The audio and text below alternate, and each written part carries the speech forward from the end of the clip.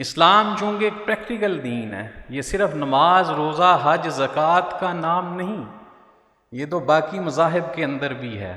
اسی لیے اسلام کو مذہب نہیں صرف کہا جاتا، دین کہا جاتا ہے۔ اور اللہ تعالیٰ نے بھی اسلام کے لیے جو لفظ استعمال کیا قرآن پاک میں وہ دین ہے، کہ ان الدین عند اللہ اسلام، کہ اللہ کے نزدیک جو دین ہے وہ صرف اسلام ہے۔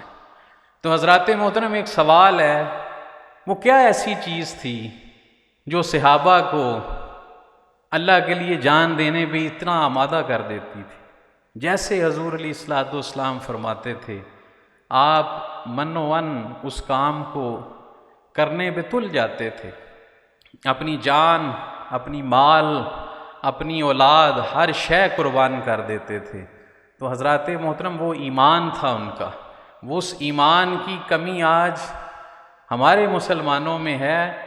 فلسطین سارا انہوں نے ذبح کر دیا، غزہ سارا تباہ و برباد انہوں نے کر دیا، لیکن مسلمان امت، آپ کا کیا خیال ہے؟ تعداد میں کم ہے؟ تعداد میں کم نہیں ہے، نہ دولت اور ریسورسز میں کم ہے۔ کس شے سے ڈرتے ہیں مسلمان؟ وہ مرنے سے ڈرتے ہیں، جس چیز سے وہ نہیں ڈرتے تھے۔ آج حزب اللہ جو ہے، اس کے جو ایک لیڈر تھے حسن نصر اللہ، آپ کو شاید اندازہ نہیں ہے، 80 ٹن بارود پھینکا ہے انہوں نے۔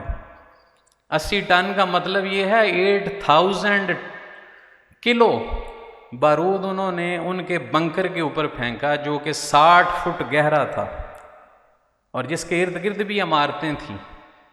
تو وہ اس حد تک یہودی جو ہیں وہ مسلمانوں کا قتل عام کر رہے ہیں، لیکن ہم مسلمان جو ہیں، ہمارا رویہ وہ نہیں ہے، کیونکہ ہمارے اندر وہ ایمان کا جذبہ اس لیول کا پہنچا ہی نہیں۔